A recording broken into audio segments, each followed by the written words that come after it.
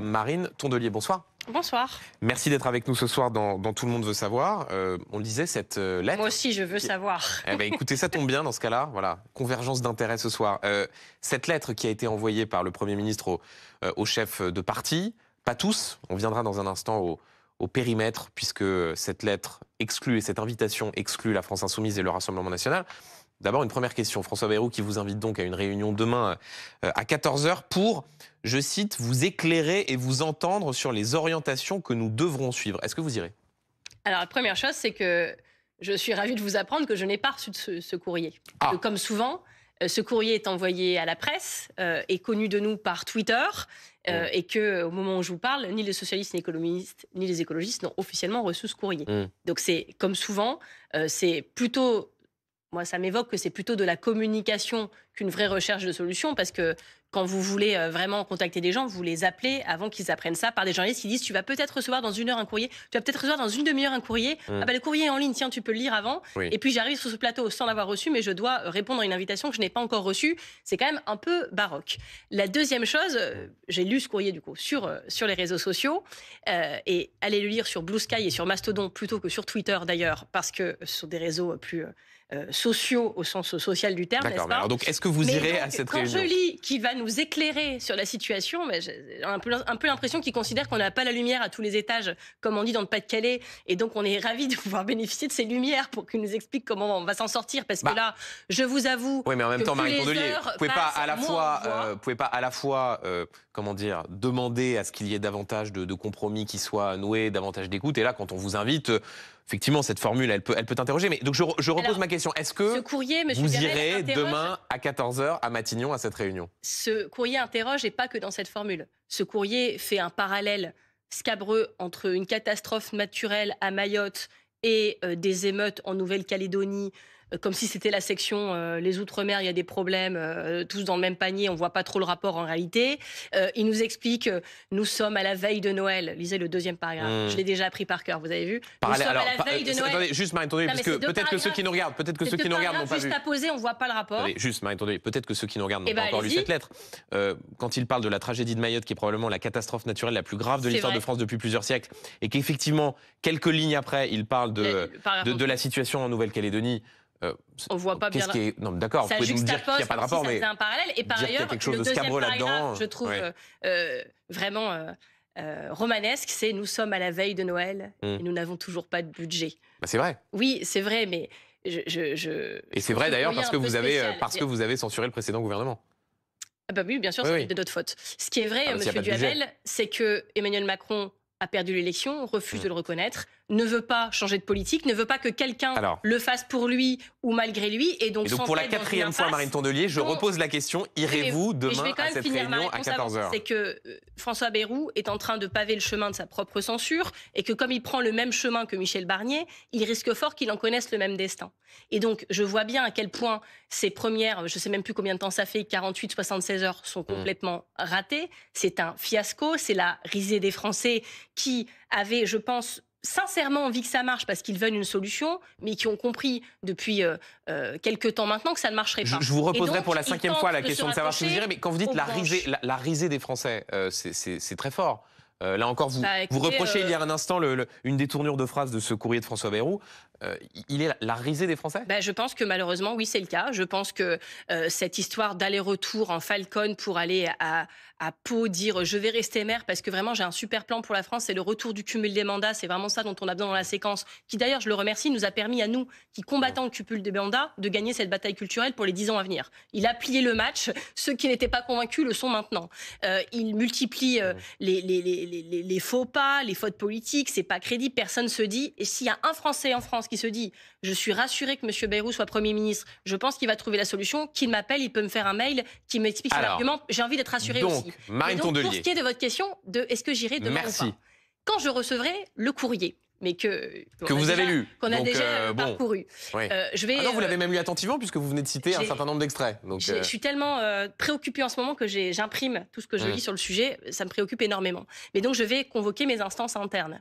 Je vais en discuter avec la direction du parti, je vais en discuter avec les chefs de groupe parlementaires et les parlementaires écologistes, parce que ce genre de décision se prend en famille et est importante. Parce qu'il y a pourquoi est-ce que vous n'iriez pas? Vous étiez allé à la réunion organisée par le président de la République. Donc, je vais en discuter avec mon parti, je vais aussi en discuter avec mes partenaires politiques, à qui je pense ce courrier pose à peu près les mêmes questions, et j'ai pu m'entretenir extrêmement rapidement dans les 5 minutes entre la fin du maquillage et ce plateau pour dire comment va-t-on faire. Il faut qu'on prenne le temps d'en discuter. Donc on va en discuter aussi très tranquillement. On va prendre ce temps-là. Mais parce juste, attendez, le périmètre de cette réunion. Vous avez lu la phrase, et vous pouvez la relire si vous voulez, où il explique le périmètre de la réunion. Le périmètre de la réunion, c'est les forces politiques qui ont, je cite, eu la responsabilité des affaires du pays à une période ou à une autre de la Ve République. Ce qui exclut donc de fait la France Insoumise et le Rassemblement National. C'est quoi ça? C'est un motif pour ne pas aller à la réunion? Ce qu'on demande depuis le début, et qui a un vrai sens politique, qui est le sens du vote des Français, c'est le périmètre de celles et ceux qui ont participé au barrage républicain. Pourquoi on demande ça? Parce que le fait politique majeur de cet été, c'est que ce barrage républicain avait encore un sens, une consistance dans ce pays. Et donc, au point où nous en sommes, la solution parlementaire, je ne parle pas de la composition du gouvernement, mais la solution parlementaire ne peut se trouver que dans le cadre du Front républicain. Et je vous le dis, je l'ai dit beaucoup ces derniers jours, mais je vais le redire jusqu'à ce que ce soit vraiment très officiel. J'ai un problème avec le fait qu'on mette un signe égal entre le Rassemblement national et la France insoumise. Quoi qu'on pense de l'un et de l'autre, ce n'est pas la même chose. Et deuxièmement, vous avez j'ai un entendu problème. Marine Tondelier, attendez, si je peux me permettre, le fait que les Républicains soient invités encore une fois à cette réunion, alors qu'ils usurpent leur nom et qu'ils n'étaient pas non dans le Front républicain. On ne va pas les discuter avec les copains de Retailleau de comment on apaise le pays. Marine Tondelier, la France insoumise dit sur tous les plateaux de télévision, celles et ceux qu'on reçoit, qu'ils vont censurer immédiatement et qu'ils souhaitent la démission du président de la République. Visiblement, le cadre de cette réunion, c'est d'essayer de trouver les voies et les moyens de ce que d'ailleurs vous aviez vous-même évoqué, c'est-à-dire la possibilité de ne pas censurer un gouvernement. Difficile de discuter avec des partenaires politiques qui disent de toute façon, quoi que vous disiez, on vous censurera. Ils peuvent décider de ne pas venir, mais quand on pose le principe de travailler au sein du Front républicain, c'est pas pour rien, ça a un sens, ça a une logique. Non, mais donc si j'essaie de comprendre ce que vous dites, vous êtes plutôt parti pour ne pas y aller? Mais vous voyez, c'est pas juste. Alors, on enlève la FI, on rajoute les Républicains. Si vous voulez, un point, c'est un point, et quand on fait un point plus un point, ça commence à faire une ligne. La nomination de François Bayrou, plutôt que quelqu'un qui ait gagné les élections législatives et qui incarne vraiment l'alternance que les Français ont demandé. Parce que Macron nous parle de la longueur de semaine, de la formation professionnelle, c'est très important, mais il a un problème avec la notion d'alternance quand même. Donc il nomme ce Premier ministre. Premier signal très défavorable. Ensuite, on a très compris que Bruno Retailleau avait été conforté assez vite sur son poste. Vous avez entendu Bruno Retailleau ce matin? Non, mais il s'est battu quelques heures pour avoir la garantie d'être maintenu sur son poste. Et il y a la seconde où j'estime qu'il l'a été, maintenu sur son poste. Il a dû avoir des garanties. Il a commencé à dire: ah non, mais moi, j'y vais pas à n'importe quelle condition. Moi, je veux discuter Marine des Tondelier, conditions. vous avez peut-être des informations sur Bruno Retailleau. Le fait est que ce matin, au micro d'Apolline de Malherbe, il dit il n'y a pas encore suffisamment de garanties pour assurer notre participation au gouvernement. Vous comprenez bien ce que ça veut dire, monsieur Duhamel. Vous n'êtes pas bête et vous connaissez très bien la politique. Il n'était pas sûr, quand M. Bayrou est nommé plutôt que M. Lecornu ou des gens un peu plus à droite au sein de la famille macroniste, il n'était pas sûr de garder son poste. Dans les premières heures, il y a ce petit truc que tout le monde fait un peu son bling pour garder son poste. À la seconde où il a été garanti qu'il n'était pas sur un siège éjectable, où d'ailleurs il s'est rendu indispensable en allant à Mayotte pendant que M. Bayrou était au conseil municipal de Pau, il est devenu indispensable dans le film. Et donc qu'en fait-il? Il use de son rapport de force. Il va en matinale dire: ah mais moi je n'ai pas assez de garanties. Moi maintenant je veux une loi immigration. Non, je veux durcir. Non, c'est pas ce qu'il dit, Marine Tondelier. Bien sûr que c'est ça. Non, il dit: je suis pas fétichiste de la loi immigration. Après, pardon, pour être très précis sur ce qu'il a dit. Il y a le on et le off. Il a réuni les députés. Visiblement, vous avez des discussions avec Bruno Retailleau qui nous échappent alors. Il a réuni les sénateurs républicains. Vous pensez que les sénateurs républicains lui ont dit: oui, la loi immigration. Mais donc, Marine Tondelier, je reviens à cette réunion. Là, je pense à ceux qui nous regardent depuis un peu plus de 10 minutes. Le jouer a commencé. Et est en train de basculer à droite. Je pense à ceux qui nous regardent depuis un peu plus de 10 minutes, et on parle de cette réunion qui est importante, puisque c'est une réunion qui pourrait préfigurer accélération de composition du gouvernement et éventuellement accord de non-censure. Là, vous êtes plutôt parti pour ne pas y aller. Vous dites: c'est la risée des Français, on a un sujet sur le périmètre, donc vous êtes plutôt parti pour ne pas aller à cette réunion. On va en discuter en famille, ça pose beaucoup de questions. Et donc on va y répondre collectivement et avec méthode, contrairement à l'absence de méthode de l'envoi de ce courrier. Voilà. Et la famille, c'est quoi? J'ai ma famille resserrée qui s'appelle les écologistes, et j'ai une famille élargie, voilà, avec des oncles et des tantes plus proches que les uns que les autres. Non, mais on a plusieurs cercles familiaux. Et donc vous pensez vraiment que tout le monde va être d'accord entre les insoumis, les communistes, les socialistes et vous? Ah, mais vous savez, les principes de la démocratie délibérative, c'est très intéressant. C'est-à-dire que on discute, on se convainc les uns les autres, on converge, et à la fin, on décide quelque chose. On a tous compris pourquoi. Et vous mais allez pas dans les précipitations sur un courrier que je n'ai pas encore reçu par ailleurs. À l'Élysée, vous y étiez allé alors que la France insoumise n'était pas conviée? C'était pas la même chose. Nous avions demandé une réunion du Front républicain. Ils avaient eux-mêmes dit qu'ils ne voulaient pas venir. C'est comme ça que ça s'était passé.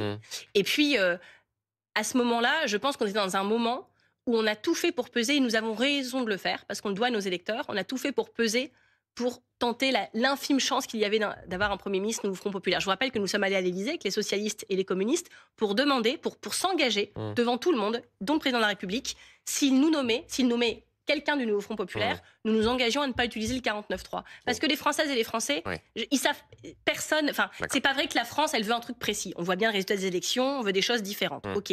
Mais cette histoire de 49.3, regardez les sondages qui sont sortis ensuite, ça a été compris par les Français. Les Français, ils ont retenu que le 49.3, c'est quand le président veut pas un truc que veulent les Français ou même les députés, et du coup, paf, il passe en force. Et ça, nous n'en voulons plus.